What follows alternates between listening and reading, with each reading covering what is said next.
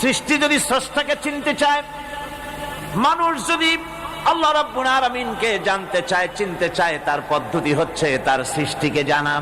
তার সৃষ্টির মাধ্যমেই তাকে চেনা যাবে। আল্লাহ পাক বলেন, الذين يذكرون الله قياما وقعودا وعلى جنوبهم ويتفكرون في خلق السماوات والأرض ربنا ما خلقت هذا باطلا سبحانك فقنا عذاب النار الذين يذكرون الله قياما وقعودا وعلى جنوبهم যারা দাঁড়িয়ে বসে শুয়ে এক কথায় সর্বাবস্থায় যারা আল্লাহ পাককে স্মরণ করে, তার আকাশ এবং জমিন সৃষ্টির ব্যাপারে চিন্তা ভাবনা করে, রাত এবং দিনের পরিবর্তনের চিন্তা করে, তার সৃষ্টি নৈপুণ্যতা নিয়ে যারা গবেষণা করে, তারাই হচ্ছে আল্লাহ পাকের খাঁটি বান্দা। একজন সত্যানুসন্ধানী চোখের সামনে যখন নিখিল বিশ্বের পরমাণু থেকে শুরু করে সূর্য, চন্দ্র, গ্রহ, নক্ষত্র, বিশাল আকাশ পর্যন্ত, গাছপালা, তরুলতা, সমুদ্র, মহাসমুদ্র, পশু পক্ষী ইত্যাদি যখন তার নজরে পড়ে, তখন একজন সত্যের অনুসারী ব্যক্তি, একজন সত্যের অনুসন্ধানী ব্যক্তি, তার মুখ থেকে বেসাক্তা স্বতঃস্ফূর্ত ভাবে নিজের অজান্তে মুখ থেকে যে শব্দটা বেরোয়, সে শব্দটা হচ্ছে আলহামদুলিল্লাহি রাব্বিল আলামিন। সমস্ত প্রশংসা হচ্ছে ওই আল্লাহ পাকের, যিনি এগুলিকে সৃষ্টি করেছেন। আর তিনি কোনো কিছু কি বেকার সৃষ্টি করেন নাই, খামোখা সৃষ্টি করেন নাই। প্রত্যেকটির পেছনে রয়েছে বিরাট বিরাট উদ্দেশ্য।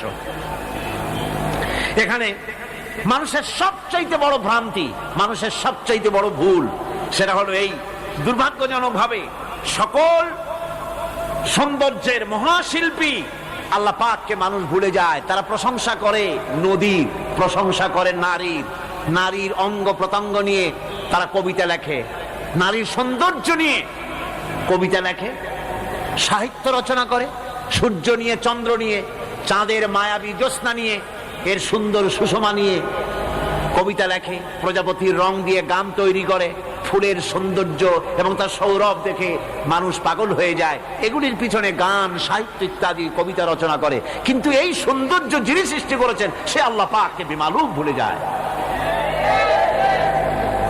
সেই জন্যে স্রষ্টার প্রশংসা করতে হবে।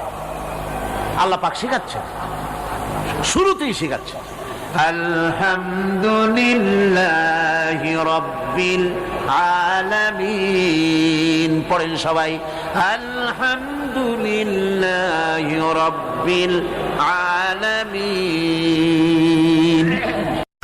আল্লাহ রাব্বুল আলামিন তোমাকে যদি কোনো বিপদ দেন, এই বিপদ থেকে তোমাকে কেউ মুক্ত করতে পারবে না, কেউ বাঁচায় দিতে পারবে না।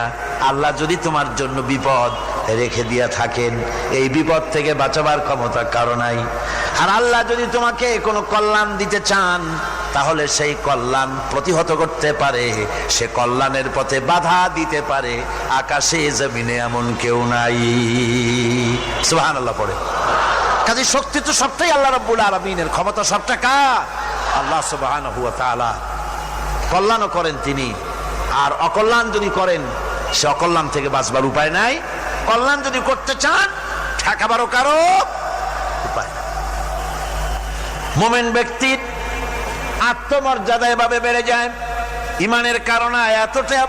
ইমানের কারণে তার আত্মমর্যাদাটা এত বেড়ে যায় যে সে হক কথা বলতে গিয়া রিজেকের চিন্তা করে না, চাকরির চিন্তা করে না। হক কথাটা যদি বলি, আমি সরকারি চাকরি করি, হক কথা বললে পরে চাকরি থাকবে না।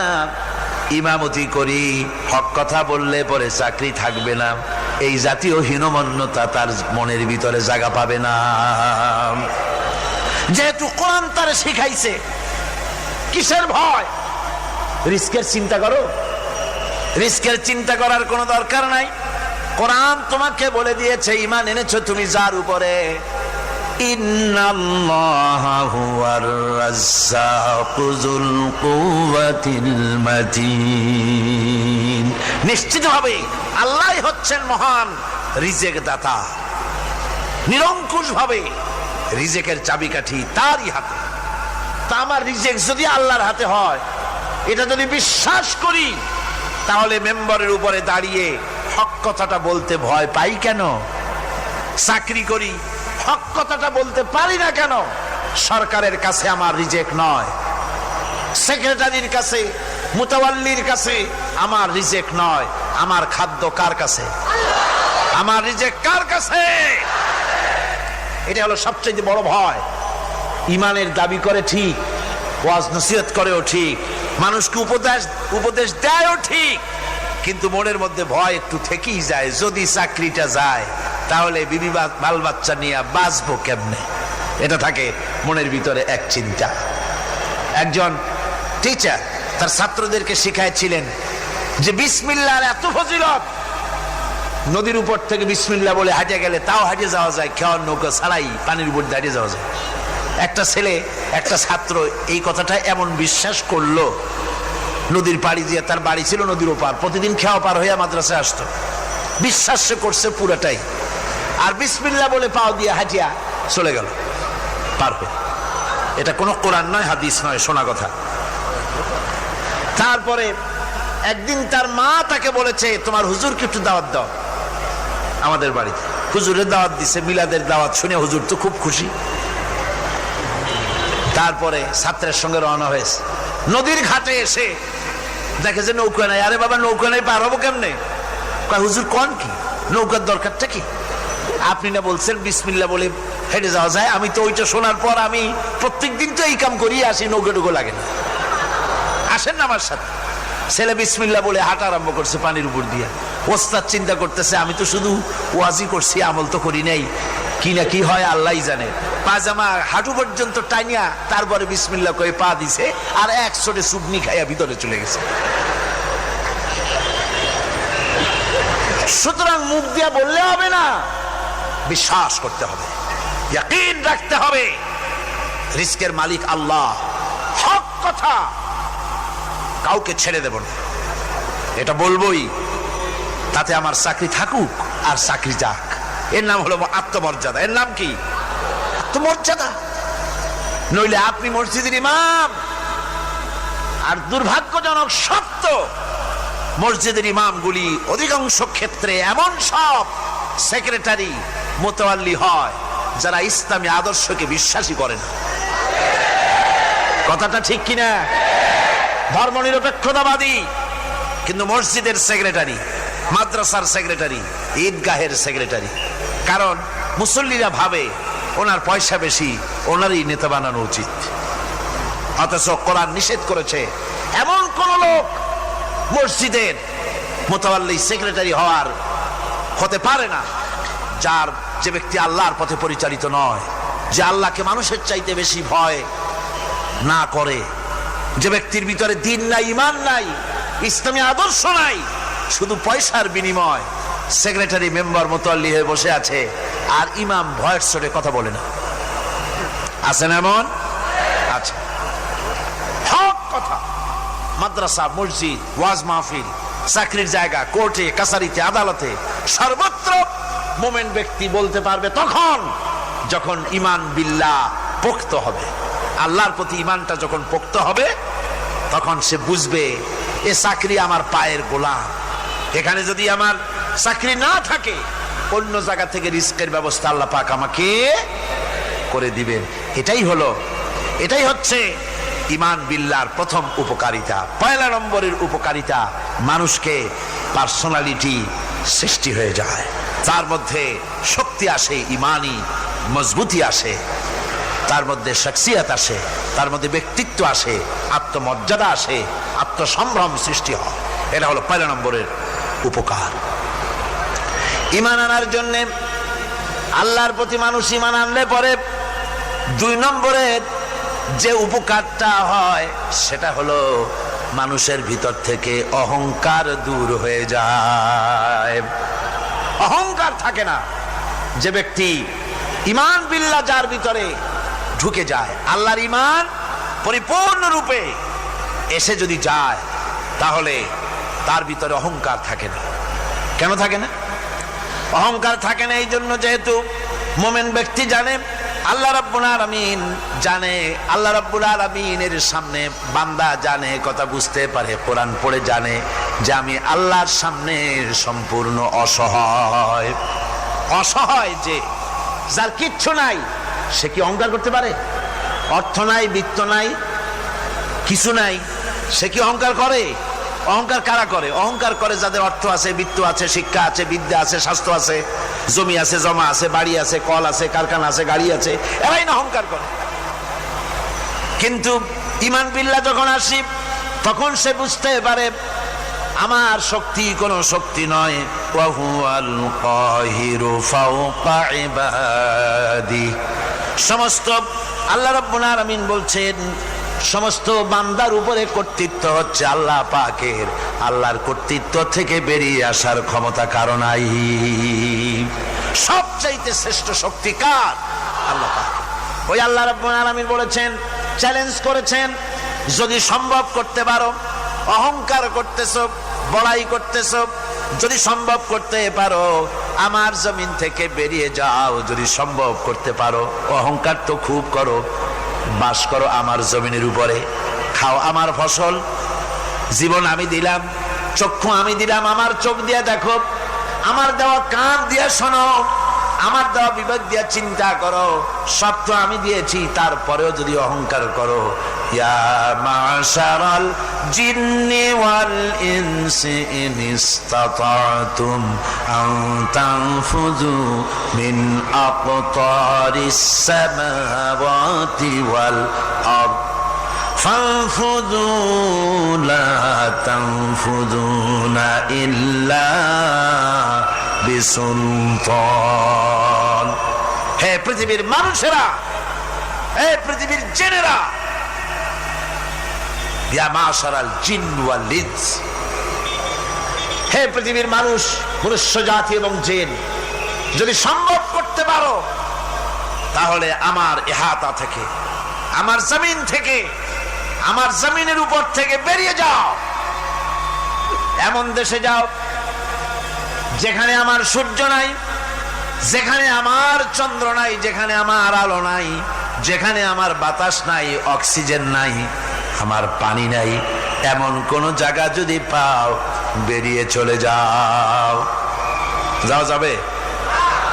আর যারা জবাব দিলেন না তারা পারবেন বুঝি? যাওয়া যাবে। আল্লাহ পাক বলছেন ফানফুযু লা তানফুযুনা ইল্লা বিসুলতান। আমার রাজত্ব থেকে, আমার ইহাতা থেকে, আমার পরিমণ্ডল থেকে, আমার কর্তৃত্ব থেকে বেরিয়ে যাওয়ার কোনো পথ নাই। কেউ বেরিয়ে যেতে পারবে না। আকাশ দিয়ে, জমিন দিয়ে পরিবেষ্টন করে রেখেছি, পালাবার উপায় নাই, ভাগবার জায়গা নাই। এই কথা মুমিন যখন পড়ে আস্তে করে মাথা নিচু হয়ে আসে, আমি কত দুর্বল আমার মহান আল্লাহর সামনে। সুবহানাল্লাহ। এই জন্য আমি বলি, কিসের বড়াই করবেন? কিসের বড়াই? বিদ্যার বড়াই। কতটা বিদ্যা অর্জন করেছেন, কতটুকু শিখেছেন? আপনার থেকে আরো অনেক শিক্ষাবিদ রয়েছেন, আবার তার থেকে আরো অনেক শিক্ষাবিদ রয়েছেন, কতটুকু শিখেছেন? এখনো ছাত্র, অনেক কিছু আছে যা আপনি আজও জানতে পারেন নাই। সারা জীবন আমরা তালিবে ইলম, সারা জীবন আমরা ছাত্র। মুহাদ্দিস হন, মুফাসসির হন, প্রফেসর হন, প্রিন্সিপাল হন, যেই হন না কেন, চিকিৎসাবিদ, চিকিৎসা বিজ্ঞানী, রাষ্ট্রবিজ্ঞানী, দার্শনিক, যেই হোক না কেন, সব ছাত্র। সব কি? ছাত্র। বহু কিছু এমন আছে যা আজও মানুষ উদ্ধার করতে পারে নাই, শিখতে পারেনি। সুতরাং শিক্ষার বড়াই করো না। এরপরে অর্থের বড়াই করবা। কয়টা টাকার মালিক হয়েছে তুমি? টাকার বড়াই করে মানুষ। জিজ্ঞাসা করা হয়, মিয়া সাহেব রোজা রাখেন না কেন? কয় রোজা রাখবো, চাউলের অভাব আছে নাকি? না দানের অভাব আছে, না টাকার অভাব আছে। নাউজুবিল্লাহ। কত টাকা হয়েছে? আল্লাহ রাব্বুল আলামিন যদি ইচ্ছা করেন এমন রোগ দিয়া দিতে পারেন হার্টের ভিতরে ক্যান্সার দিয়ে দিতে পারেন, ব্রেনের ভিতরে টিউমার দিয়ে দিতে পারেন, রক্তের ভিতরে ক্যান্সার দিয়ে দিতে পারেন, হাড়ের ভিতরে ক্যান্সার ঢুকায় দিতে পারেন। এমন রোগ হয়ে যেতে পারে ডাক্তারের 14 গোষ্ঠী গুলে খেলেও রোগ ভালো হবে না। সারা জীবন যত টাকা কামাই করেছেন গোষ্ঠী বেচলেও ঔষধের পয়সা হবে না। পারবে কিনা আমার আল্লাহ? জোরে বলেন পারবেন কিনা? পারবেন, প্রচন্ড ক্ষমতা। কাজী বান্দা যখন এগুলি পড়ে মাথাটা নিচু হয়ে আসে যে ক্ষমতা তো তার, বড়াই করার কোনো উপায় নাই। আমরা কিতাবের মধ্যে পড়েছিলাম, সেই আল মুস্তাতরফ একটা কিতাব ছিল, আলেমে পড়ানো হতো। মৌলানা শামসুদ্দিন সাহেব পড়েছেন নিশ্চয়ই? জি, ওলামারা পড়েছে। সেই কিতাবে আলেম ক্লাসে পড়ানো হতো তখন আমাদেরকে একটা আরবি সাহিত্য। ওই আরবি সাহিত্যের ভিতরে পড়েছিলাম, সেখানে এক জমিদার বিবাহ করেছে, তারপরে তার নবপরিণীতা স্ত্রীকে নিয়ে খেতে বসেছে। এমন সময় এক ভিক্ষুক এসেছে। জমিদার রাগ হয়ে দরজার কাছে দিয়ে বেচারাকে ধমক দিয়ে বের করে দিয়েছে, ভিক্ষা নেওয়ার আর তুমি সময় পাও না, আমি বিয়ে করেছি, নতুন বউ নিয়ে খাইতে বসছি, বেরো এখান থেকে। গলায় ধাক্কা দিয়া ফালাইয়া তারপরে তাড়াই দিছে। বাস কয়েক বছর পর এই জমিদারের জমিদারি গেল, টাকা গেল, পয়সা গেল, সব শেষ। বউ পুষবে এমন পয়সাও নাই, বউ তার থেকে বিচ্ছিন্ন হয়ে গেল, বউকে তালাক দিয়ে দিল। দীর্ঘদিন পর এই স্ত্রী বিবাহের একটা প্রস্তাব এলো আর এক জমিদারের সাথে, আর এক এলাকার নতুন এক জমিদার হয়েছে, তার সঙ্গে বিবাহের প্রস্তাব এলো। এরপরে সেই বিয়ে হয়ে যাওয়ার পর নতুন জমিদারের সাথে এই স্ত্রী বসে খানা খেতে বসেছে প্রথম দিন। এমন সময় দরজার কাছে এক ভিখারি এসে হাজির। নতুন জমিদার বলছে, বউ আমরা তো খেতে পারবো, আমাদের খাবারের প্লেটটা আজকে প্রথম তোমাকে নিয়ে খেতে বসেছি, এই খাবারের প্লেটটা ধরেই তুমি ভিখারিকে দিয়ে আসো। বউ খাবারের প্লেটটা ভিখারির হাতে দিতে গিয়ে সেন্সলেস হয়ে পড়ে গিয়েছে, বেহুশ হয়ে পড়ে গিয়েছে। নতুন জমিদার অনেকক্ষণ অপেক্ষা করলো, বউ ফেরে না কেন, যায় দেখে বেহুশ, মুসাফির সেখানে দাঁড়ানো। কিছুক্ষণ পর বউয়ের হুশ হলো, জিজ্ঞেস করলো, হয়েছে কি, তুমি এরকম পড়ে গেল কেন? এই মুসাফিরকে দেখে বউ বলতেছে, আল্লাহর কসম, তুমি যখন আমাকে প্লেট ভরা খাবার দিয়ে পাঠাই দিলা ভিক্ষুককে দেওয়ার জন্য, যারে ভিক্ষা দিতে গেলাম, আল্লাহর কসম করে বলি, এ হচ্ছে আমার সেই প্রথম স্বামী। এবার ওই জমিদার বলতেছে, তুমি যেমন কসম করে বলতেছো এই হলো তোমার প্রথম স্বামী, আমিও আমার আল্লাহর নামে কসম করে বলি, আমিও সেই ভিখারি যেদিন তোমরা খেতে বসেছিলে আর আমি ভিক্ষা নিতে গিয়েছিলাম, আমাকে দরজা থেকে তাড়ায় দিয়েছিলে। সুতরাং বড়াই করো না, অর্থে টাকার বড়াই করো না, অহংকার করো না, স্বাস্থ্যের বড়াই করো না, স্বাস্থ্য ভালো, অহংকার করো না। আল্লাহ যদি ইচ্ছে করেন এক রাত্রের মধ্যে মাত্র আধা ঘন্টা 15 মিনিটের ভিতরে কয়েকবার পাতলা দাস্ত দিয়া জনমের মতো শেষ করে দিতে পারেন, পারেন কিনা? সুতরাং মানুষ ঈমান বিল্লাহ, আল্লাহর প্রতি ঈমান মানুষকে এভাবে বিনয়ী করে দেয়। আলহামদুলিল্লাহ, অহংকার বলে কিচ্ছু থাকে না তার, সে আগে সালাম দেয়।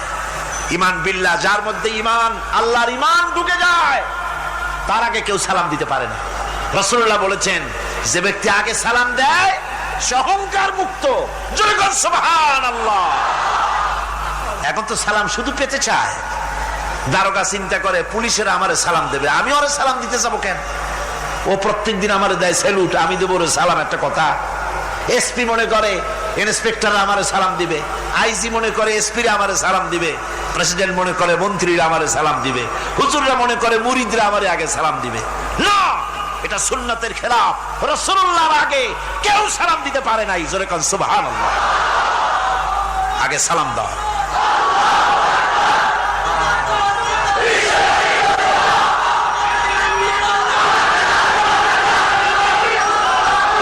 এই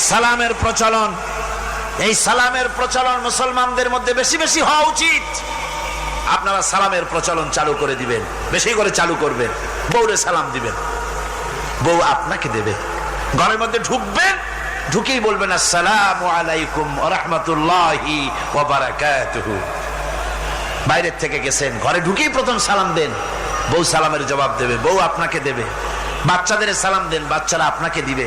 এরকম সালামের প্রচলন চালু করেন। রাসূলুল্লাহ বলেছেন, মানে একটা গাছের আড়ালে এই সালাম হলো, লোকটা গাছের আড়ালে চলে গেছে, আবার দেখা হয়েছে, আবার সালাম দেয়। এখন এই সালাম কমে গেছে, এখন সালামের পরিবর্তে অনেক কিছু হয়েছে। সালাম দেয়, তার জবাবও দেয় না। যদি বলে কেউ গরিব মানুষ সালাম দিয়েছে বড় লোক করে, আসসালামু আলাইকুম, ওয়ালাইকুম আসসালাম বলতে চায় না, একটু মাথা নাড়ে। তারপরে জিজ্ঞেস করে, স্যার কেমন আছেন? এই যাচ্ছে, কেটে যাচ্ছে। কি কেটে যাচ্ছে? তোমার কল্লা? আলহামদুলিল্লাহ বলতে পারো না? অধিকাংশ ক্ষেত্রে যদি জিজ্ঞেস করেন কেমন আছেন, এই যাচ্ছে, কেটে যাচ্ছে। আপনার যত অসুখ হোক আগে বলেন আলহামদুলিল্লাহ, তারপরে অসুখের কথা বলেন। আপনার যদি কোনো অসুবিধা থাকে আগে আলহামদুলিল্লাহ কন, তারপরে অসুখের কথা কন। হযরত সুফিয়ান সাউরি রাহমাতুল্লাহ আলাইহি আল্লাহর একজন জবরদস্ত ওলি ছিলেন। একবার তার সামনে এক মুরিদ এসেছে, মাথায় একটা বড় রুমাল খিসা বাঁধা। জিজ্ঞেস করলেন, মিয়া তোমার এই মাথাটা এরকম বাঁধা কেন? কয় যে হুজুর, মাথার যন্ত্রণায় অস্থির হয়ে গেছি, সেই জন্য মাথাটা বাঁধে রাখছি। এরকম ব্যথা কয়দিন হয়েছে? কয় যে না, সবসময় হয় না, বছরে 2-1 বার হইলেও পারে, না হইলেও পারে। বলে বছরে 2-1 বার মাথা ব্যথা হয়, সেই ব্যথাটা দড়ি দিয়া বান্ধা মানুষকে দেখাইলা যে আমার ব্যথা হয়েছে, অসুবিধাটা দেখালে, আর যতদিন ভালো ছিলে ওইটার প্রমাণ স্বরূপ মাথায় কি বান্ধে মানুষকে দেখাইছো। সুতরাং শুকরিয়া আদায় করো সব সময়, আলহামদুলিল্লাহ আলা কুল্লি হাল। সব অবস্থা আমি ভালো আছি, আমার থেকে আরো অনেক খারাপ আছে। সুতরাং সালামের প্রচলন তারাই করে বেশি যারা বিনয়ী হয়। অহংকার যাদের মধ্যে জায়গা পায় না। অহংকার পাবে কি করে? বান্দা কোরআন থেকে জেনেছে, ওয়াল্লাহুল গানিয়্যু ওয়া আনতুমুল ফুকারা। আল্লাহ রাব্বুল আলামিন বলেন, তোমরা হলে সবাই ফকির, তোমরা হলে সব মুকাবিক্কি, আর একমাত্র আল্লাহ রাব্বুল আলামিন বেনিয়াজ। আল্লাহই শুধু বেনিয়াজ, আর সব কি মুকাবিক্কি কার কাছে? আল্লাহর কাছে। এই জন্য বিনয়ী হতে হবে। যে জমিনটা বাস করি, জমিনটা কার? চিল্লায় কোন কার? লিল্লাহি মা ফিস সামাওয়াতি ওয়া মা ফিল আরদ। আকাশও তার, জমিনও তার। এই কথা যদি জানা থাকে, বিশ্বাস থাকে, তাহলে সেই ব্যক্তি অহংকার করতে পারে না, সে বিনয়ী হয়। ঈমান বিল্লাহ তাকে বিনয়ী বানায় দেয়। আর বিনয়ী মানুষ, নিরহংকার মানুষই আল্লাহর কাছে বেশি পছন্দ। এই ঈমান তার ভিতরে এই কথা জাগ্রত করে দেয়। আমি যদি একটা গাড়ির মালিক হয়ে থাকি, আমি যদি একটা বাড়ির মালিক হয়ে থাকি, আমি যদি স্ত্রী পুত্র সন্তান পেয়ে থাকি, আমি যদি মন্ত্রী হয়ে থাকি, আমি যদি কিছু পেয়ে থাকি, আমার হাতের কামাই দ্বারা পাই নাই। আল্লাহ শিখাই দিচ্ছেন, ওয়ামা বিকুম বিনিমাতিন ফামিনাল্লাহ। যত নেয়ামত তোমরা পেয়েছো সব আল্লাহ রাব্বুল আলামিন দিয়েছেন। জোরে বলেন সুবহানাল্লাহ। দাতাকে ভুলে যেও না, আল্লাহর কাছে বিনয়ী হও। সমস্ত নেয়ামত একমাত্র তিনিই দিয়েছেন। ঈমান বিল্লাহর দ্বারা মানুষের এই গুণ সৃষ্টি হয়, এই উপকার হয় মানুষের, যে সে বিনয়ী হয়ে যায়। আল্লাহ পাক কোরআনে কারীমের মধ্যে আরো বলেন, ওয়ালা তামশি ফিল আরদি মারহান ইন্নাকা লান তাখরিকাল আরদা ওয়ালান তাবলুগাল জিবালা তুলা। ওয়ালা তামশি ফিল আরদি মারহান, আমার এই জমিনের উপরে অহংকার করে হেঁটো না। আল্লাহ পাক নিষেধ করেছেন, জমিনের উপরে অহংকার করে হেঁটো না। এই জমিনের উপরে অহংকার করে হাঁটতে গিয়া তুমি পদাঘাত করে আমার জমিনটারে ফাটাই দিতে পারবে না। আবার অহংকার করে লাভ দিয়া আমার পাহাড়টার উচ্চতাও ছাড়াই যেতে পারবে না। যখন তুমি পাহাড়ের উচ্চতা ছাড়াতে পারবে না, যখন জমিনটারে লাথি মেরে ফাটাই দিতে পারবে না, তখন আবার অহংকারটা কিসের? কিসের অহংকার? নিজের দিকে তাকাও, তোমারে আমি বানাইছি কি দিয়া? তোমার পেটের মধ্যে কি, তোমার শরীরের মধ্যে কি? মলমূত্র দিয়ে পেটটা ভরা, আর দুনিয়ায় এসেছো এক ফোঁটা নাপাক পানি দিয়ে। যে নাপাক পানি ফোঁটা শরীর থেকে বেরিয়ে গেলে পরে গোসল ওয়াজিব হয়ে যায়, ফরজ হয়ে যায়, এমন একটা নাপাক পানি যার জন্মের উৎস, তার তো অহংকার করার শোভা পায় না। অহংকার করবেন কেবলমাত্র কে? চিল্লায় বলেন কে? হাদিসে কুদসির ভিতরে এসেছে, আল্লাহ পাক বলেছেন অহংকার হচ্ছে আমার ইজার, অহংকার হচ্ছে আমার চাদর। যে ব্যক্তি অহংকার করে সেজন্য আমি আল্লাহর চাদর নিয়ে টানাটানি করে। জোরে কর নাউজুবিল্লাহ, চিল্লায় কর নাউজুবিল্লাহ।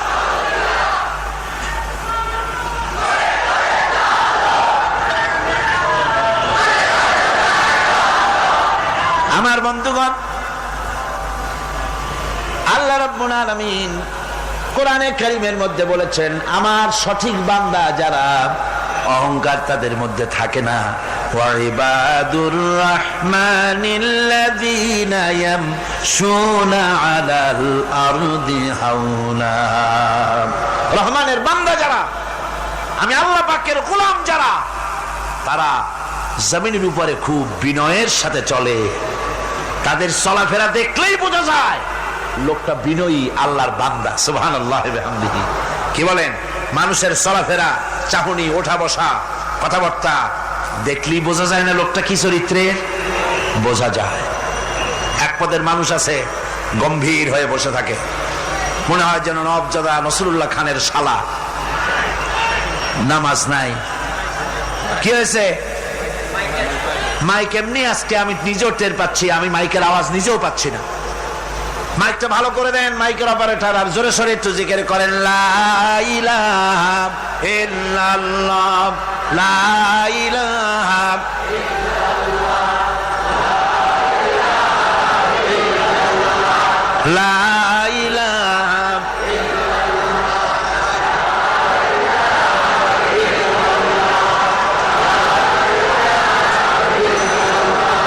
বসেন, বসুন। লা ইলাহা ইল্লাল্লাহ, লা ইলাহা, লা ইলাহা,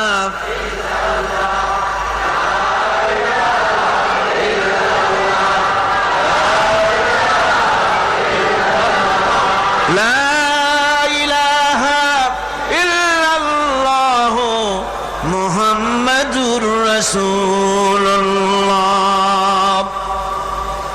বন্ধুগণ, আল্লাহর প্রতি ঈমান আনলে পরে যে গুণ সৃষ্টি হয়, যে গুণাবলী সৃষ্টি হয়, সেই গুণের মধ্যে 2 নম্বরের গুণটা আমি বললাম, বিনয় এবং বিনম্রতা সৃষ্টি হয়, অহংকার মুক্ত হয়ে যায়। এটা হলো 2 নম্বরের উপকার। প্রথম নম্বরের উপকার হচ্ছে মর্যাদা সৃষ্টি হয়। 2 নম্বরে কি হয়? অহংকার মুক্ত হয়ে যায়। আল্লাহ রাব্বুল আলামিনের উপরে ঈমান আনলে পরে, ঈমান বিল্লাহ যখন এসে যায় ভিতরে, আল্লাহর প্রতি যখন ঈমান পরিপূর্ণতা লাভ করে, তখন তার 3 নম্বরের উপকার যেটা হয় সেটা হলো সে নির্ভীক হয়ে যায়, তার মধ্যে বীরত্বের সৃষ্টি হয়। জোরে বলেন আলহামদুলিল্লাহ। ঈমানদার লোক কোনোদিন কাপুরুষ হয় না। ঈমানদার লোক কাপুরুষ হয় না, বীর পুরুষ হয়। আর পৃথিবীতে কাপুরুষেরা কোনো ইতিহাস সৃষ্টি করতে পারে না। বীর পুরুষ জীবনে মরে একবার, আর কাপুরুষ মরে জীবনে বারবার। পাতিশিয়ালের ডাক শুনে চিতয়ে পড়ে। ট্রাকের টায়ার পাংচার হয়েছে, আওয়াজ শুনে হার্ট ফেল করে। এই হলো যারা নাকি ঈমানের দিক থেকে দুর্বল, তাদের এই অবস্থা। আর ঈমানদার যারা, তারা বোমার আওয়াজ শুনে পালায় না, বরং আহত সিংহের মতো আওয়াজ যেদিকে হয়েছে সেদিকে ছোটে গিয়ে দেখে তার কোনো ভাই আহত হয়েছে কিনা। এটা হলো ঈমান বিল্লাহর 3য় গুণ, 3য় উপকার। আল্লাহর প্রতি ঈমান আনলে পরে মানুষ নির্ভীক হয়ে যায়। মানুষের সবচাইতে ভয়টা কি কোন তো বলতে পারেন? সবচাইতে বড় ভয় কিসের? মৌতের। অবশ্য কেউ কেউ বড় ভয় বউকেও মনে করে যে বউ হলো সবচাইতে বড় ভয়ের জিনিস। স্ত্রীকে অনেকে মৌতের চাইতেও ভয় মনে করে। একবার নাকি একজন দেশের বাদশাহ তিনি বলছিলেন মন্ত্রীকে যে আমার দেশের লোকেরা সবচাইতে কারে বেশি ভয় করে? মন্ত্রী বলছে দেশের লোকেরা সবচাইতে বউকে বেশি ভয় করে। বলি এটা একটা কথা হলো নাকি? প্রমাণ করতে যদি না পারো তাহলে তোমার চাকরি শেষ। প্রধানমন্ত্রী তো মুসিবতে পড়ে গেছে। তারপরে সমস্ত লোক দেখেছে, সমস্ত শহরবাসীকে দেখে তারপরে বলছে তোমরা যারা বউকে ভয় করো না তারা সব এদিকে আসো, আর যারা বউকে ভয় করো তারা এ পাশে থাকো। এখন যারা ভয় করে তারা সব একদিকে চলে আসছে। একটা শুকনা শাকনা মানুষ একা দাঁড়ায় আছে, ভয় করে না সেই দলে, আর সব একদিকে। বাদশা আশ্চর্য হয়ে গেল, সব মানুষ ভয় করে একদিকে চলে আসলো, আর তুমি একা শুকনা শাকনা মানুষ, তুমি বউরে ভয় করো না, ব্যাপারটা কি? কয় যে না, বউকে ভয় করি কিনা তা জানি না, আমি আসার সময় আমার বউ বলে দিয়েছে সব লোক যেদিকে যাবে সেদিকে যাবে না, একা দাঁড়ায় থাকবে একদিকে।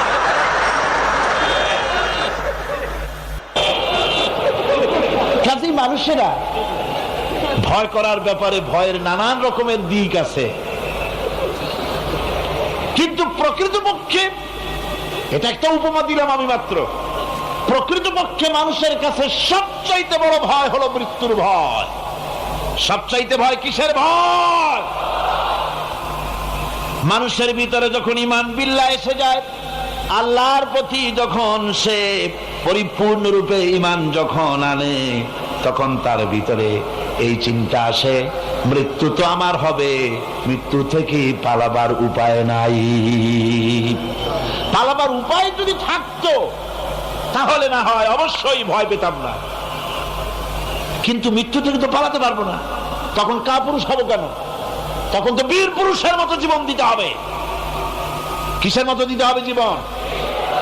আল্লাহ রাব্বুল আলামিন কোরআনে কারীমের মধ্যে বলে রেখেছেন, ঈমানদার লোক আল্লাহরে যে বিশ্বাস করে তার বড় উপকার হলো মওতকে পরোয়া করে না। মওতকে পরোয়া করে না বলে তার পক্ষে সমস্ত কাজ সহজ হয়ে যায়। কোরআন বলতেছে, কুল ইন্নাল মাউতাল্লাযী তাফিরুনা মিনহু ফাইন্নাহু মুলাকীকুম। মরণ তোমার, মরণ থেকে পালাও তুমি, মরণ তোমায় লইবে ঘিরি। মরণ থেকে পালাও তুমি, মরণ তোমায় লইবে ঘিরি। যদিও সুদূর আকাশ পানে লুকাও সেথায় লাগিয়ে সিঁড়ি। হে মহারোগের চিকিৎসক নাই, নাই সে ঔষধ জগতে। খুঁজিয়া কাতর হইলে কি হবে, পারিবে না তারে ফিরাতে। এ মৃত্যু আসবেই, মৃত্যুর হাত থেকে বাঁচবার কোন উপায় যখন নাই, তখন সেই মওত কাপুরুষের মওত কেন হবে? ঈমান এই উপকার করে মানুষকে, বুকটারে বড় বানায় দেয়। মানুষ শুকনা হতে পারে কিন্তু কলিজাটা বিরাট হয়, তার কলিজাটা বড় হয়ে যায়, আল্লাহর ভয় তার মধ্যে আসে। যেহেতু সে জানে, কোরআনে কারীমের মধ্যে আল্লাহ পাক বলেছেন, আইনামা তাকুনু ইউদরিকুমুল মাউতু ওয়ালাউ কুনতুম ফি বুরুজিম মুশাইয়াদা। আল্লাহ পাক বলেন, দুর্ভেদ্য দুর্গের ভিতরে যদি তুমি পালায় থাকো, মৃত্যু সেখানে গিয়া তোমারে খুঁজে বের করবে, এড়াতে পারবে না। একজন তার বাড়িতে কুত্তা দিয়া বাড়ি ভরে ফেলেছে। ঘরের কুত্তা, খাটের নিচে কুত্তা, ড্রয়িং রুমে কুত্তা, বেডরুমে কুত্তা। তার বন্ধু এসে বলে, ভাই তোমার বাড়ি এত কুত্তা কেন? আগে তো তুমি এত কুত্তা পাগল ছিল না, এত কুত্তা পালতেছো কেন? কয় যে ওয়াজ শুনে আসছে। আশ্চর্য কথা, ওয়াজ শুনে তুমি কুত্তা পালা আরম্ভ করলা? কয় যে না, সব কথা শুনে নাও না আগে। বলে কি? কয় যে ওয়াজের মধ্যে শুনলাম রাসূলুল্লাহ বলেছেন যে বাড়িতে কুত্তা থাকে ঘরের মধ্যে আর প্রাণীর ছবি থাকে ওখানে নাকি ফেরেশতা আসে না। তা আমি কুত্তা রেখে দিছি, ঘরের থেকে বাইর হই না, আজরাইল আসতেও পারবে না, আমার জানও কবজ হবে। বন্ধু ছিল খুব চালাক, বন্ধু কয় যে ও কুত্তাওয়ালা বন্ধু, বুঝলাম আজরাইল আসবে না, কিন্তু কুত্তা কি কিয়ামত পর্যন্ত বাঁচে না মরে? কয় যে না ভাই, কুত্তা তো মরে। কয় কুত্তা মারে যে ফেরেশতায়, তোমারে মারবে সেই ফেরেশতায়। পালাবা কেমনে? পালাবার উপায় নেই। যেখানেই থাকে, বাড়িতে হোক, গাড়িতে হোক, দেশে হোক, বিদেশে হোক, মৃত্যু যখন আসবে, মৃত্যুর হাত থেকে এড়াবার কোন উপায়। আমার বন্ধুগণ, মৃত্যু থেকে বাঁচবার কোন উপায় নাই। এজন্য এই ক্ষণস্থায়ী জীবনের সুখময়, অনন্তকাল সুখময় জীবনকে মানুষেরা, ইমানদার লোকেরা জলাঞ্জলি দিয়ে চির সুখময় আল্লাহর জান্নাতে যাওয়ার জন্য জীবন দিতে মোটেও তাদের বাধে না। জীবন দিতে হবে আল্লাহর রাস্তায়। যখন মরবই, বাসা যখন যাবে না, বাসা কি যাবে? চিল্লা এখন যাবে? রাসূলুল্লাহ যখন বাঁচেন নাই, কত বড় কথা! আল্লাহ রাসূল যখন বাঁচেন নাই, তো পৃথিবীতে কে বাঁচবে? রাসূলের যখন ইন্তেকাল হয়েছে, সবাইকে মরতে হবে, কোনো সন্দেহ নাই। সন্দেহ আছে? মরা লাগবে। সেই মওতটা ঈমান বিল্লাহ, আল্লাহর প্রতি ঈমান আনলে পরে ওই মওতের ভয় আর থাকে না। মনটা তখন নির্ভীক হয়ে যায়, সে বীর হয়ে যায়। তখন তার মন বলে, মরা যখন লাগবে, জীবনটা যিনি দিয়েছেন তার জন্য দিয়ে দেই না কেন? জীবন যিনি দিয়েছেন তার জন্য দিয়ে দেই। বদরের যুদ্ধ, রাসূল করিম সাল্লাল্লাহু আলাইহি ওয়াসাল্লাম লোক তৈরি করতেছেন, সৈন্য রিক্রুট করতেছেন। বদরের যুদ্ধ, আমার ভাইরা, চারটিখানি কথা নয়। বদরীদেরকে আল্লাহ মাফ করে দিয়েছেন। যেরকম সুবহানাল্লাহ। বদরের যুদ্ধ বড় মারাত্মক যুদ্ধ। এ জিহাদ হবে, বাপ তরবারি ধরবে ছেলের বিরুদ্ধে। মক্কা থেকে ছেলে আসছে কাফের, ছেলে তরবারি ধরবে বাপের বিরুদ্ধে, মামু ধরবে ভাগ্নার বিরুদ্ধে, ভাই ধরবে ভাইয়ের বিরুদ্ধে। এটা কি আপনি সোজা মনে করেন? কোন সোজা মনে করেন? আমার বন্ধুগণ, বদরের যুদ্ধ শেষ হয়ে যাওয়ার পর হযরতে আবু বকর সিদ্দিক রাদিয়াল্লাহু তাআলা আনহুর সঙ্গে ছেলে আব্দুল্লাহর দেখা হয়ে গেল। ছেলে তখনও কাফের। ছেলে বলে, বাবাজি, আমার আব্বা আবু বকর বদরের প্রান্তরে, আমি আমার তরবারির সামনে আপনাকে কয়েকবার পেয়েছিলাম, কিন্তু আপনি আমার পিতা বলে আমি কিছুই করতে পারি নাই। হযরতে আবু বকর বলেন, আব্দুল্লাহ রে শোনো, আল্লাহর কসম করে বলি, তুমি তো আমার তরবারির সামনে পেয়ে ছেড়ে দিয়েছো, কিন্তু আমি আমার মাবুদের কসম করে বলি, বদরের মাঠে একটি বারও যদি আবু বকরের চোখের সামনে তুমি পড়ে যেতে, আল্লাহর কসম আমার তরবারি তোমারে মাফ করে দিত না। তুমি কাফের, আমি মুসলমান। তোমার সাথে আমার সম্পর্ক পিতা পুত্রের স্নেহের সম্পর্ক হতে পারে তখন যখন আদর্শের প্রশ্ন মিল হবে, নইলে তুমি কাফের, আমি মুমিন। পিতা হিসাবে স্নেহ তোমার যেটা পাওয়া দরকার আমার কাছে, সেই স্নেহ থেকে তুমি বঞ্চিত থাকবে। এই যুদ্ধে সৈন্যদেরকে রিক্রুট করা সোজা ব্যাপার ছিল না। রাসূল সাল্লাল্লাহু আলাইহি ওয়াসাল্লাম সাহাবীদেরকে তৈরি করতেছেন জিহাদের জন্য। কিভাবে কথাটা পারবেন, হুজুর কথা গোছায় বলতেছেন। হযরত বর্ষিয়ান সাহাবী হযরত মিকদাদ রাদিয়াল্লাহু তাআলা আনহু হুজুরের অবস্থা বুঝতে পারতেছেন। হযরত মিকদাদ দাঁড়িয়ে গেলেন হুজুরকে সাহস দেওয়ার জন্য। হযরত মিকদাদ দাঁড়িয়ে গিয়ে বলছেন, ইমদি বিনা ইয়া রাসূলুল্লাহ হাইসুমা তাশা, আয় হাইসুমা আমারাকাল্লাহ। হে রাসূল, আপনি আমাদের নিয়ে চলুন যেদিকে আপনার খুশি, অর্থাৎ আল্লাহ আপনাকে আমাদেরকে নিয়ে যেদিকে যেতে বলেন সেদিকে নিয়ে যান। ইন্না লা নাকুলু লাকা কামা ক্বালা বনী ইসরাঈল লিমূসা আলাইহিস সালাম ইযহাব আনতা ওয়া রাব্বুকা ফাকাতিলা ইন্না হাহুনা কাঈদুন। আমরা মুসা আলাইহিস সালামের উম্মত না। সুবহানাল্লাহ।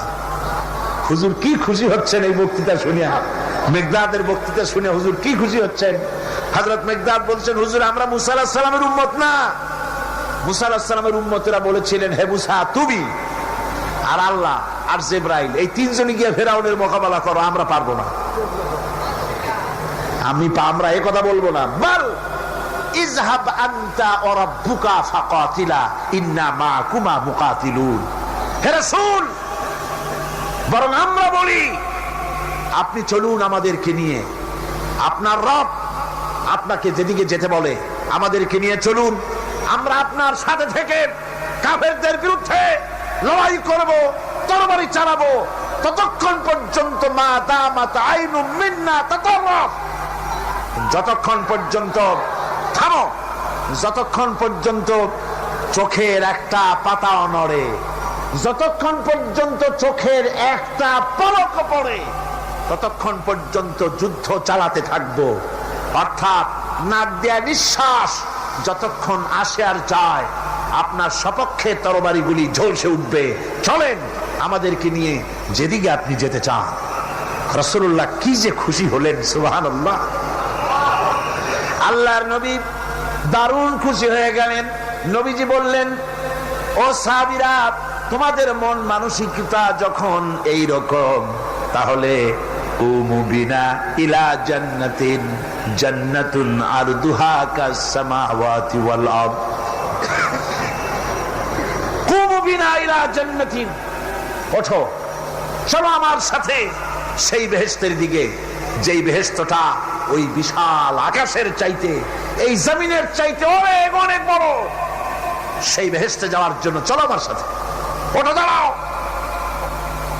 ফাকামা উমাইর বিন হামাম ওয়া কানা ইয়াকুলু তামার। হযরত উমাইর ছিলেন এক যুবক। দেখেন না এই যে যুবকরা দাঁড়ায় আছে অনেক, এইরকম একজন যুবক দাঁড়িয়ে খোরমা খাচ্ছিলেন। যুবকরা যেমন দাঁড়ায় দাঁড়ায় বাদাম খায়, ছোলা ফেলায় দেয়, ওই রকম দাঁড়িয়ে দাঁড়িয়ে তিনি খোরমা চাবাচ্ছিলেন আর খোরমার বিচিগুলি ফেলায় দিচ্ছিলেন। তিনি বললেন, অকালা বাখবাখ। উমাইর বলছেন, বাখবাখ হলো আঞ্চলিক শব্দ, এর অর্থ হচ্ছে আয় মা আযমাহু ওয়া মা আহসানাহু। হে রাসূল, কি সুন্দর কথা আপনি বললেন, কি বড় কথা আপনি বললেন। আপনার সঙ্গে জিহাদে গেলে, শহীদ হলে এমন জান্নাত পাবো যে জান্নাতটা হবে ওই আকাশের চাইতে অনেক বড়। ওয়াল্লাহি, আল্লাহর কসম, হাত্তা আকুলাহুন্না ইন্নাহা লাহায়াতান তাবিলা। আমি যদি এই সমস্ত খোরমাগুলি খেতে যাই, তাহলে আমার হাতে যতগুলি খোরমা আছে এই সবগুলি খোরমা যদি খেতে যাই তাহলে তো বেহেশতে যেতে দেরি হয়ে যাবে। রামাবিহিন্না, হাতের সবগুলি খোরমা নিক্ষেপ করে ফেলে দিয়ে জিহাদের ময়দানে ঝাঁপায় পড়বে। আমার বন্ধুগণ, জিহাদের ময়দানে ঝাঁপায় পড়ে হযরতে ওমর লড়তে লড়তে নিজে ওমর হযরতে ওমরের শাহাদাত বরণ করলেন, তিনি শহীদ হয়ে গেলেন। জিহাদের শেষে যখন শুহাদায়ে বদর যখন জানাজা হবে, একজন সাহাবী দেখিয়ে দিলেন, হুজুর এই হলো সেই ওমর যিনি জান্নাতের খোঁজ খবর শুনে হাতের খোরমাগুলি খাওয়ার সময় পায় নাই। খোরমাগুলি সব খাইতে গেলে জান্নাতে যেতে দেরি হয়ে যাবে, এই জন্য খোরমা ফেলে দিয়ে জিহাদে অংশগ্রহণ করেছিল। এই হলো সেই ওমরের লাশ। আল্লাহর নবী হযরত ওমরের দিকে আঙ্গুল দিয়া বললেন, ওমর, যেই জান্নাতের জন্য খোরমা খাওয়ার তর তোমার সয় নাই, তাড়াতাড়ি করে এসে শহীদ হয়েছো, আমি নবী সাক্ষী দিচ্ছি, ইন্নাকা মিন আহলিহা, আমি সাক্ষ্য দিচ্ছি অবশ্যই তুমি আল্লাহর জান্নাতি, অবশ্যই তুমি বেহেশতে যাবে। সুবহানাল্লাহ, তুমি বেহেশতের অধিবাসী। সুতরাং আল্লাহর রাস্তায় যারা জীবন দেয় ঈমান বিল্লাহর কারণে, আর ভিতরে ঈমান মজবুত হয়ে যায়, মৃত্যুকে পরোয়া করে না, মৃত্যু হয় তার পায়ের বৃত্ত। মৃত্যু আমার গোলাম, মরা আমার লাগবেই। জীবনটা যিনি দিয়েছিলেন, জীবনটা তাকে দিতে, তার রাস্তায় দিতে আপত্তি আছে? চিল্লা এখন আপত্তি আছে? আমার বন্ধুগণ, আল্লাহর রাস্তায় যারা এভাবে জীবন দেয়, ওদের সম্পর্কে রব্বুল আলামিন বলেন, ওয়ালা তাহসাবান্নাল্লাযীনা কুতিলু ফী সাবিলিল্লাহি আমওয়াতান বাল আহইয়াউন ইনদা রাব্বিহিম ইউরযাকুন। যারা নাকি আমার রাস্তায় জীবন দিল, আমার রাস্তায় যারা জীবন দিয়েছে, নিহত হয়েছে, তাদেরকে তারা মৃত্যু হয় নাই, বরং তারা জীবন লাভ করেছে। এই মরণের বিনিময় আর এক জীবন তারা লাভ করেছে, যেই জীবনে তারা আল্লাহর কাছে চলে গেছে এবং রব্বুল আলামিনের কাছ থেকে তারা রিজেক প্রাপ্ত হয়। আল্লাহর কাছে তারা রিজেক পায়। আর এই মৌত হচ্ছে শ্রেষ্ঠ মৌত, শাহাদাতের মৌত। কিসের মৌত? শাহাদাতের মৌত। আমার বন্ধুগণ, জীবনের পরোয়া মুমিনের সবচেয়ে বড় উপকার আল্লাহর পর ঈমান আনার। জীবনের পরোয়া সে করে না, কারণ রাসূলুল্লাহ বলেছেন, শাহাদাতের মৌতের যন্ত্রণা, শরীরে যদি কেউ চিমটি কাটে, খামসি কাটে, একটা চিমটি দিলে যতটুকু ব্যথা লাগে, মৃত্যুর শাহাদাতের এই মৃত্যুর যন্ত্রণা এর থেকে বেশি কিছু না।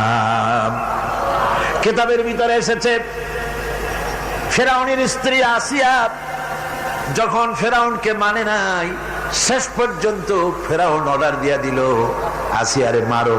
মারার জন্য তক্তার ভিতরে হাজার হাজার প্যারাক মারো। তক্তায় প্যারাক মারা হলো, তক্তাটারে উল্টায় দিল, প্যারাক গুলো খাড়া হয়ে গেল। প্যারাক বোঝেন কিনা? প্যারাক বোঝেন? প্যারাক গুলো খাড়া হয়ে গেল। ফেরাউন বলল, এর উপরে আসিয়াকে ভুট করে শোয়াই দাও, এরপরে চতুর্দিক থেকে পিটাইতে থাকো, যতক্ষণ পর্যন্ত আমার উপরে ঈমান না আনে মারতেই থাকো। প্যারাকের উপরে নারী দেহ আসিয়াকে শোয়াই দেওয়া হলো, আর চতুর্দিক দিয়ে আঘাত করা হচ্ছে। লোহাগুলি শরীরের ভিতরে ঢুকে যাচ্ছে, শত শত লোহা শরীরের ভিতরে ঢুকে যাচ্ছে। এমত অবস্থায় আল্লাহ রাব্বুল আলামিন ডেকে বলেন, ফেরেশতারে, আমার ফেরেশতারা, আমার আসমানের সব দরজাগুলি খুলে দাও। আমার আসিয়া মৃত্যুর আগে, প্রাণ বেরিয়ে যাওয়ার আগে, আমার জান্নাতটা দেখে যেন প্রাণটা বেরিয়ে যায়। আল্লাহর এই রাস্তায় মানুষ জীবন দিতে কুণ্ঠাবোধ করে না, যদি ঈমান বিল্লাহ, আল্লাহর প্রতি ঈমান মজবুত হয়ে যায়, তার জীবনের মোটেও পরোয়া হয় না। জীবন দিয়েছেন আল্লাহ, এই জীবন দিব, কাকে ফিরায় দেব? আল্লাহ। এই জন্য আল্লাহ পাক বলেছেন, ইন্নাল্লাহা ইশতারা মিনাল মুমিনিনা আনফুসাহুম ওয়া আমওয়ালাহুম বিআন্না লাহুমুল জান্নাহ। আমি আমার মুমিনের জান এবং মাল সবটা খরিদ করে নিয়েছি, বিনিময়ে মুমিনকে আমার বেহেশত দিয়ে দিয়েছি। তোমার জানটাও আমার, মালটাও আল্লাহ। সুতরাং জান মাল তো আমার, আমার রাস্তায় জান দাও, মাল দাও। মুমিনের এই শক্তি বাড়ে, মুমিনের ভিতরে এই ঈমান সৃষ্টি হয়, আল্লাহর প্রতি ঈমানের কারণে নির্ভীক সে বীর হয়ে যায়। তার ধারণা এটা হয়, ঈমানের ব্যাপারে মজবুত হয়, যে পৃথিবীর সমস্ত শক্তি একত্রিত হয়ে যদি আমাকে চেষ্টা করে, আমার এক গাছা পশম বাঁকা করতে পারবে না, যদি না আল্লাহর হুকুম না থাকে। সুবহানাল্লাহ। কোরআনে কারিমে রব্বুল আলামিন বলেন, ওয়া মা হুম বিদারিনা বিহি মিন আহাদিন ইল্লা বিইজনিল্লাহ। আল্লাহ রাব্বুল আলামিনের সুস্পষ্ট কথা হলো এই যে, আল্লাহর বিনা অনুমতিতে কেউ তোমার কোনো ক্ষতি করতে পারবে না। জোরে কোন সুবহানাল্লাহ। কেউ ক্ষতি করতে পারবে না। আবার নির্ধারিত সময় আসার আগে মৃত্যু তোমার হবে না। মৃত্যুর যখন নির্ধারিত সময় হবে তখনই মৌত হবে, এর আগে হবে না।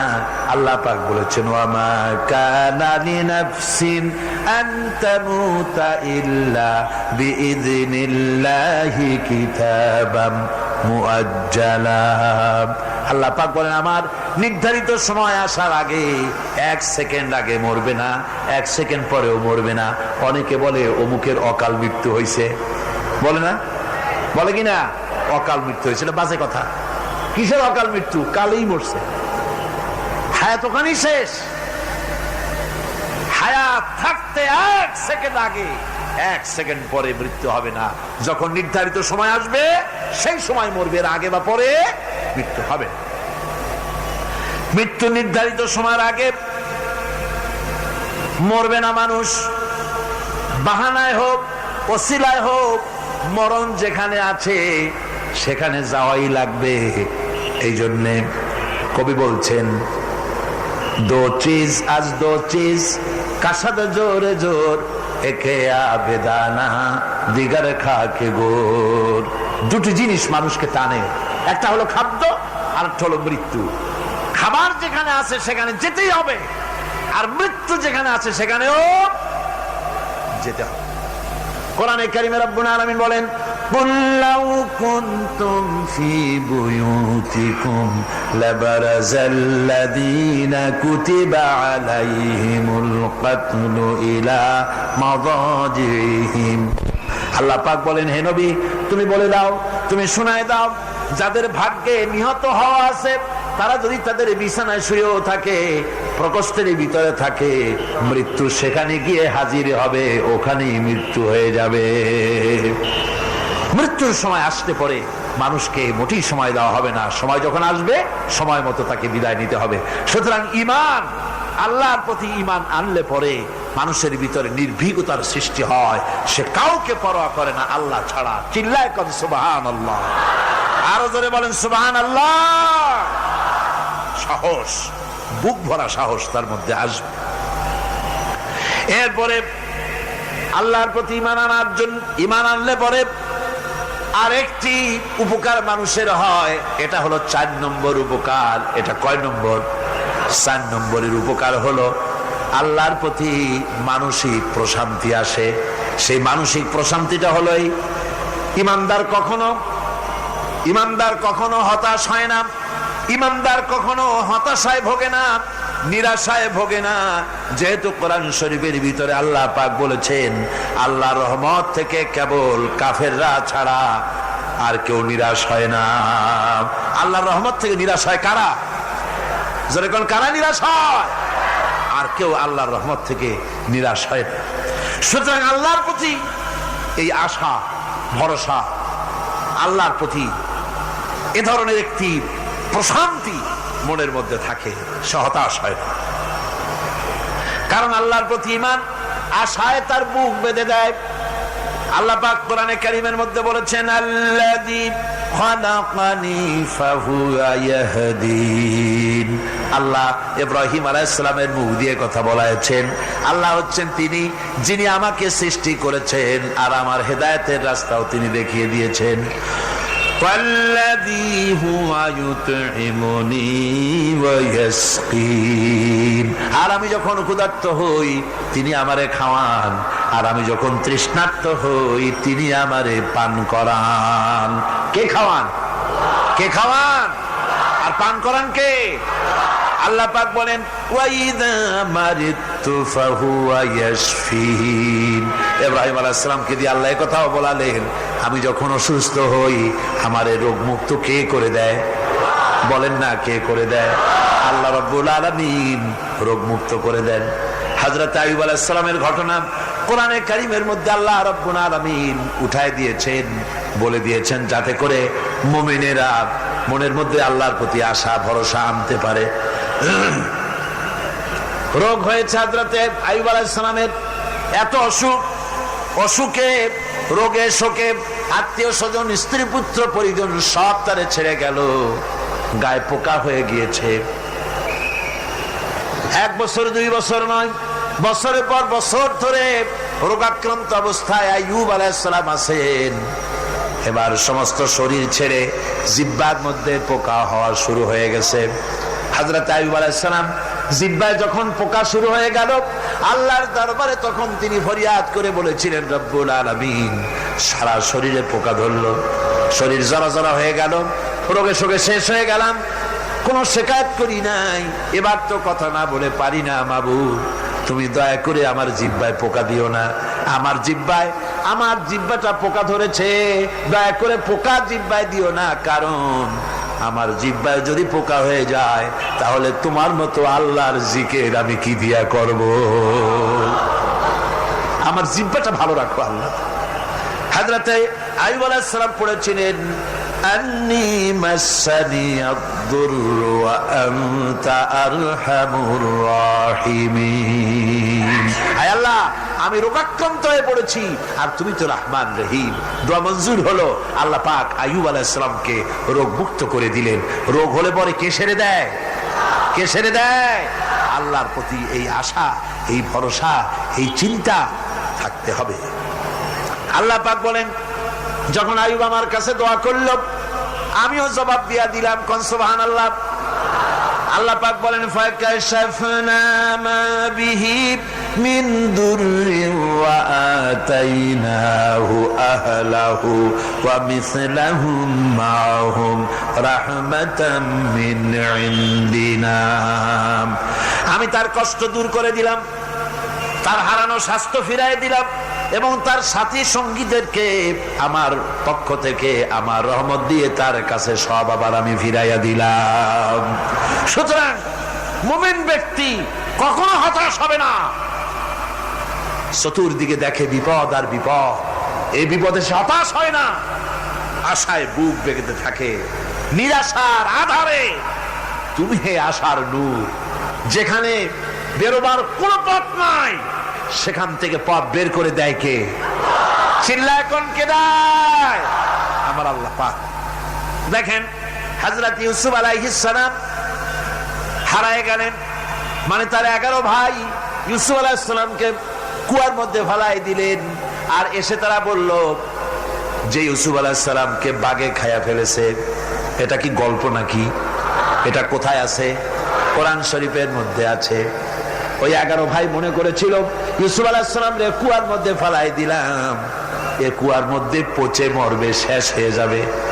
কিন্তু ওই 11 ভাই জানে না এটা কোনো কুয়া নয়, এটা হলো একটা সুড়ঙ্গ পথ, এটা হলো একটা টানেল। এক মুখে ইউসুফকে ফেলাই দিল 11 ভাই, কুয়ার আরেক মুখ থেকে আল্লাহ হযরত ইউসুফকে বের করে মিশরের সিংহাসনে বসায়া দিলেন। ওরা বুঝে না, তাই চিরকাল পাপীরা আল্লাহর বান্দাদেরকে, আল্লাহর দ্বীনের গোলামদেরকে অত্যাচার করে, মনে করে শেষ করে ভালাবো, কিন্তু শেষ আল্লাহর গোলামেরা হয় না, ওরাই শেষ হয়। ঠিক কিনা কর? জোরে বলেন ঠিক কিনা? ভাইরা আমার, হযরত ইয়াকুব আলাইহিস সালাম ছেলের চিন্তায় চিন্তায় চোখ দুটো অন্ধ হয়ে গেছে, কাঁদতে কাঁদতে চোখ অন্ধ হয়ে গেছে। কিন্তু হতাশ হন নাই, কারণ হতাশ হবে কেবলমাত্র কাফেরেরা। হতাশ হয় কারা? আল্লাহ বলেছেন হতাশ হয় কাফের, ইমানদার কখনো হতাশ হয় না। হযরত ইয়াকুব আলাইহিস সালাম ছেলে হারাইয়া কি বলতেছেন শোনেন। আল্লাহ তার কথা কোরআনে কারীমের ভিতরে আল্লাহ কি সুন্দর করে উঠায় দিয়েছেন। হযরত ইয়াকুব পড়তেছেন, ফাসাবরুন জামিলুন আসাল্লাহু আইয়াতিয়ানি বিহিম জামিআন ইন্নাহু হুয়াল আলিমুল হাকীম। ফাসাবরুন জামিল, ধৈর্য ধারণ করাই এখন আমার জন্য উত্তম। আমি এখন ধৈর্য ধারণ করব, হয়তো শীঘ্রই আল্লাহ আমার যাদের হারাইছি তাদের সকলকে আল্লাহ আমার কাছে ফিরিয়ে দিবেন। তিনি সুবিজ্ঞ, তিনি প্রচন্ড ক্ষমতার মালিক। আশায় বুক বেঁধে থাকলেন তিনি। আর ইউসুফ আলাইহিস সালাম আজকে প্রেসিডেন্ট, তিনি মিশরের কি তিনি 11 ভাই গেছে সেইখানে খাবার আনার জন্য। হযরত ইউসুফ আলাইহিস সালামের চিনতে কোনো কষ্ট হয় নাই, ওরা তো চেনে নাই, কিন্তু ইউসুফ আলাইহিস সালাম চিনে ফেলেছেন। হযরত ইউসুফ কোনো প্রতিশোধ নিলেন না। হযরত ইউসুফ পরিচয় দিলেন আর বললেন, ভয় পাইও না, খাদ্য তোমাদেরকে দিয়া দিব। তোমাদের ব্যাপারে আমার বক্তব্য হচ্ছে, লা তাসরিবা আলাইকুমুল ইয়াউম, তোমাদের বিরুদ্ধে আমার কোনো ক্ষোভ নাই, বিদ্বেষ নাই, মাফ করে দিলাম। এই জামাটা নিয়ে যাও, আমার আব্বার জন্য এই জামাটা নিয়ে যাও। জামা নিয়ে যাচ্ছে মিশর থেকে। কোথায় কেনান, কোথায় মিশর? মিশর থেকে ইউসুফ আলাইহিস সালামের জামা নিয়ে ছেলেরা কেনানের দিকে যাচ্ছে, আর এদিকে হযরত ইয়াকুব বলতেছেন, আমি যেন আমার নাকের ভিতরে ইউসুফের গন্ধ পেতেছি। সুবহানাল্লাহ। জামা চলে এলো, চোখের উপরে তিনি রাখলেন, আল্লাহ চোখ ভালো করে দিলেন। সুবহানাল্লাহ। ভাইরা আমার, এই জন্য যারা আল্লাহর উপরে ভরসা করে, আল্লাহর ঈমান যাদের মধ্যে এসে যায়, ঈমান বিল্লাহর বড় উপকার হলো সে হতাশ হয় না। যত বড় বিপদ হোক হতাশ হয় না। দেখেন ইউসুফ আলাইহিস সালাম কি কেমন করে জুলাইখা ঘেরাও করে ফেলে দিয়েছে। দরজা বন্ধ, তালা বন্ধ, জানালা বন্ধ, ছিটকানি মারা, খিল মারা, তালা দেওয়া, বেরোবার কোনো পথ নাই, চতুর্দিকে নগ্ন চিত্র। এবার জুলাইখার প্রবৃত্তিকে চরিতার্থ করতে হবে, খারাপ কাজ করতে হবে, বেরোবার পথ নাই। হযরত ইউসুফ আলাইহিস সালাম তিনি জানেন দরজা সব বন্ধ, পালাবার পথ নাই, কিন্তু আল্লাহ রাব্বুল আলামিনকে তিনি ভয় করলেন। যুবক মানুষ, আল্লাহ রাব্বুল আলামিনকে ভয় করলেন। রব্বুল আলামিনকে ভয় করে তিনি তালাবদ্ধ দরজার দিকে দৌড় মারলেন। রব্বুল আলামিন আপন কুদরতে সবগুলি দরজা খুলে দিলেন। ওয়া মান ইয়াত্তাকিল্লাহা ইয়াজআল লাহু মাখরাজা। যে ব্যক্তি আমারে ভয় করে, আমার পথে চলতে চায়, আমি রাস্তা খুলে দেই। সুবহানাল্লাহ ওয়া বিহামদিহি। সুতরাং ঈমানে বুক বাঁধো জওয়ানেরা, তরুণেরা, হতাশ হওয়ার কোনো কারণ নাই, আশায় বুক বেঁধে থাকো। আপনারা বলেন, এই পৃথিবীতে ইউনূস আলাইহিস সালাম যে বিপদে পড়ছিলেন, এর চাইতে বড় বিপদ পৃথিবীতে কিছু হতে পারে? আপনাদের চিন্তায় বুঝি পারে? এই দিকের লোকেরা কথাই কয় না মুঠে। কি বলেন, পারে? এত বড় বিপদ চিন্তাও করা যায়। কোরআনে কারীমের মধ্যে আল্লাহ রাব্বুল আলামিন বলেন, ওয়াযান্নুন ইয যাহাবা মুগাদিবান ফাযান্না আন লান নাকদিরা আলাইহি। ইউনূস আলাইহিস সালামকে যখন মাছে গিলে ফেলে দিল, মাছ এবার পানির অতল তলদেশে চলে গেছে। মাছের পেটের ভিতরে দরজা নাই, জানালা নাই, ছিদ্র নাই, পালাবার কোনো পথ নাই। আছে? আছে? ফানাদা ফিল যুলুমাতি আন লা ইলাহা ইল্লা আনতা সুবহানাকা ইন্নী কুনতু মিনাজ জালিমিন। জানেন নাই দোয়া? পড়েন সবাই, লা ইলাহা ইল্লা আনতা সুবহানাকা ইন্নী কুনতু মিনাজ জালিমিন। আয় আল্লাহ, তোমার পবিত্রতা ঘোষণা করতেছি, তুমি ছাড়া কেউ নাই, আমার তো আর বাঁচার উপায় নাই, আমি আমার উপরে জুলুম করেছি, আর তোমার পবিত্রতা ঘোষণা করতেছি। জিকির করতেছেন তিনি মাছের পেটের মধ্যে বসে। আল্লাহ রাব্বুল আলামিন বলেন, ইউনূস আলাইহিস সালাম মাছের পেটের ভিতরে বসে যে চিৎকারটা মারলেন, দুনিয়ায় কোনো তার বন্ধু বান্ধবেরা শোনে নাই, কোনো রাজা বাদশারা শোনে নাই। মাছের পেটের মধ্যে ফানাদা ফিল যুলুমাত, যুলুমাত হলো জমায় কাসির। এখানে তিনটা অন্ধকার ছিল। কয়টা অন্ধকার? একটা হলো মাছের পেটের অন্ধকার, একটা হলো রাতের অন্ধকার, আরেকটা হলো পানির অন্ধকার। ত্রিবিধ অন্ধকারের ভিতর থেকে ইউনূস আলাইহিস সালাম হতাশ হয়ে যান নাই, তিনি চিৎকার মেরে আল্লাহরে ডাক দিলেন। আল্লাহ কয়, আমি ডাক শুনছি, কেউ তোমার ডাক শোনে নাই, আমি তোমার আরশের মালিক, আমি আল্লাহ শুনতে পেয়েছি। শুধু শুনি নাই, জবাবও দিয়া দিলাম। ফাস্তাজাবনা লাহু ওয়া নাজ্জাইনাহু মিনাল গাম্মি ওয়া কাযালিকা নুজিল মুমিনিন। পড়েন না সবাই। ফাস্তাজাবনা লাহু ওয়া নাজ্জাইনাহু মিনাল গাম্মি ওয়া কাযালিকা নুজিল মুমিনিন। আমি আল্লাহ পাক বলেন আমি ইউনূসের ডাক শুনলাম, ডাকের জবাব দিয়া দিলাম, আর মাছের পেটের ভিতরে বেদনার সৃষ্টি করে দিলাম। মাছ এবার ভেসে উঠলো। মাছের আর এখন কোন উপায় নাই বমি করা ছাড়া। মাছ কিনারায় চলে এলো, ইউনূসকে বমি করে ফেলে দিল। আল্লাহ কয়, শোনো দুনিয়ার মানুষেরা, শুধু ইউনূস আলাইহিস সালামকে নয়, ওয়া কাযালিকা, এইভাবে করে আমার মুমিন বান্দারা যদি বিপদে পড়ে আর আমারে ডাকে, আমি রব্বুল আলামিন এইরকম বিপদ দিয়া বাঁচাইয়া দেব। বিপদ থেকে বাঁচাবেন কে? সুতরাং গতকালকের মতো আবারও বলি, বিপদ আসতে পরে মুসলমানেরা মাজারে দৌড়ায় বেশি। কন নাউজুবিল্লাহ, জোরে কন নাউজুবিল্লাহ। বিপদ আসে আর মাজারে চলে যায়, যাইয়া সেখানে কাঁদবে, মাজারের উপরে মাথা ঘা দিতে থাকে, পয়সা দেয়, মুনাজাত করে, কাঁদতে থাকে, মাজারওয়ালার কাছে বিপদ মুক্তি চায়। নাউজুবিল্লাহ পড়ে, আবারও কন নাউজুবিল্লাহ। বিশ্বাস করুন আমার ভাইরা, বিশ্বাস করুন, আল্লাহর কোরআন আমার হাতে। মাজারওয়ালার কাছে কানলে পরে ওই মাজারে যিনি শুয়ে আছেন, আল্লাহর কসম তার কোন ক্ষমতা নাই আপনাকে বিপদ থেকে বাঁচাতে পারে। আছে ক্ষমতা? জোরে বলেন আছে? বিপদ থেকে বাঁচাবে কে? কে বাঁচাবে? সমস্ত প্রশংসা, যাবতীয় প্রশংসা সে আল্লাহ পাকের, যিনি তামাম জাহানের পালনেওয়ালা রব। ইনশাআল্লাহ বাকি কথা আগামীকাল বলবো ইনশাআল্লাহ। সকালে বলেন ইনশাআল্লাহ।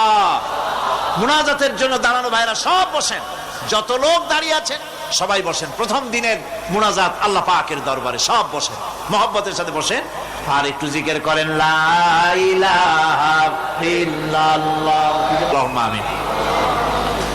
ربنا ظلمنا أنفسنا وإن لم تغفر لنا وترحمنا لنكونن من الخاسرين ربنا لا تزغ قلوبنا بعد إذ هديتنا وهب لنا من لدنك رحمة إنك أنت الوهاب।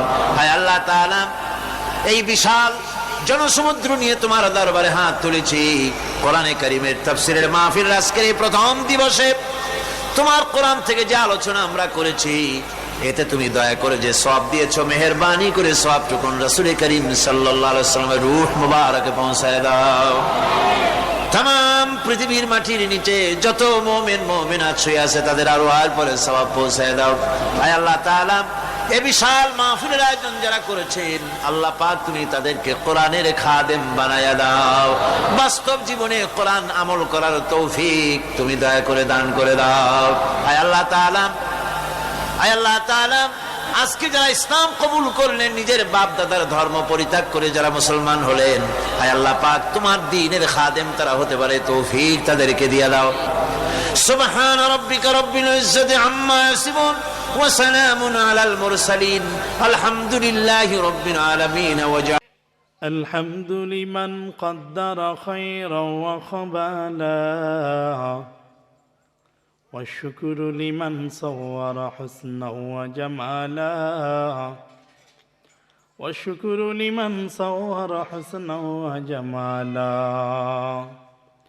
فرد صمد عن صفة الخلق بريئون فرد صمد عن صفة الخلق بريئون رب الأجلي الخلق خلق كمالا رب الأجلي الخلق خلق كمالا لا جد ولا ند ولا حد لمولاه لا جد ولا ند ولا حد لمولاه الآن كما كان ولم يلك جوالا الآن كما كان ولم يلك جوالا لا سبه ولا مثل ولا كفو لمولا لا بلد ولا والدنا عم وخالا لا بلد ولا والدنا عم وخالا मेरा सब हो गलत शाम गलत सब ही गलत है अल्लाह की रहमत के सिवा कुछ भी नहीं है अल्लाह की रहमत के सिवा कुछ भी नहीं है दुनिया में हो दुनिया का तलबगार नहीं हो दुनिया में हो दुनिया का तलबगार नहीं हो बाजार से गुजर हो खरीदार नहीं हो बाजार से गुजर हो खरीदार नहीं हो লাগবো চারজন কয়জন কথা বলেন কয়জন চারজন জায়গায় উপস্থিত থেকে চাক্ষুষভাবে দেখতে হবে তাহলে বিচার ইসলামের হদ কায়েম হবে আর না হয় কায়েম হবে না। তো যেটা বুঝাইতে চাইতেছিলাম দুনিয়ার জমিনে সাক্ষী ছাড়া বিচার হয় না হাসরের ময়দানেও আল্লাহ তাআলা সাক্ষী ছাড়া বিচার করবেন না হাসরের ময়দানেও আল্লাহ সাক্ষী ছাড়া বিচার করবে না দুনিয়ার জমিনে যেমন বিচার কায়েম করতে গিয়ে সাক্ষীর প্রয়োজন আছে ঠিক তেমনি ভাবে হাসরের ময়দানেও বান্দার বিচার কার্যক্রম করতে গিয়ে সাক্ষীর প্রয়োজন আছে আপনি কইবেন যে আমি এই কাজটা করি নাই আল্লাহ কইবেন করছেন করছো আপনি কইবেন করি নাই তো কথার মধ্যে দ্বিধাদ্বন্দ্ব হয়ে গেল না বিচার এত সহজে কেমনে হবে হাসরের ময়দানে বিচার লম্বা সময় হবে না মানুষ অপেক্ষা করবে লম্বা সময় বিচার হবে অল্প সময় মনে করেন 10টার সময় শুরু হবে সূর্য ওঠার পরে শুরু হবে জোহরের আগে শেষ হাসরের ময়দানের বিচার এত অল্প সময়ের মধ্যে শেষ হয়ে যাবে কিন্তু বিচারের ফয়সালা যেটা হবে সেটা হবে খুব ভয়াবহ অবস্থা এই সম্পর্কে আমি আপনাদেরকে একটু বলার চেষ্টা করতেছি আল্লাহ তাআলা বলেন আমি হাসরের ময়দানে তোমাদের বিরুদ্ধে 4টা সাক্ষী দাঁড় করে রাখছি কয়টা মোহাব্বতে বলেন কয়টা 4টা সাক্ষী এক নাম্বার সাক্ষী আল্লাহ বলেন اليوم نختم على أفواههم وتكلمنا أيديهم وتشهد أرجلهم بما كانوا يكسبون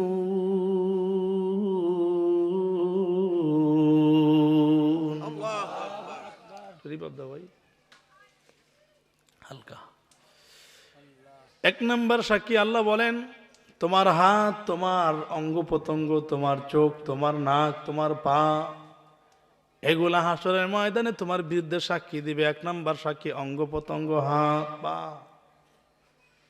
চোখ নাক মানুষের শরীরে যে অঙ্গ প্রত্যঙ্গ আছে কিয়ামতের ময়দানে হাত আমার বিরুদ্ধে কথা বলবে আমি হাত দ্বারা কি অন্যায় করলাম চোখ আমার বিরুদ্ধে কথা বলবে আমি চোখ দ্বারা কি অন্যায় করেছি জিহ্বা আমার বিরুদ্ধে কথা বলবে আমি জিহ্বা দ্বারা কি অন্যায় করেছি আমার পা আমার বিরুদ্ধে কথা বলবে আমি পা দ্বারা কি অন্যায় করলাম এক নাম্বার সাক্ষী আল্লাহ বলেন তোমার অঙ্গ প্রত্যঙ্গ কিয়ামতের ময়দানে তোমার বিরুদ্ধে সাক্ষী প্রদান করবে এটা এক নাম্বার সাক্ষী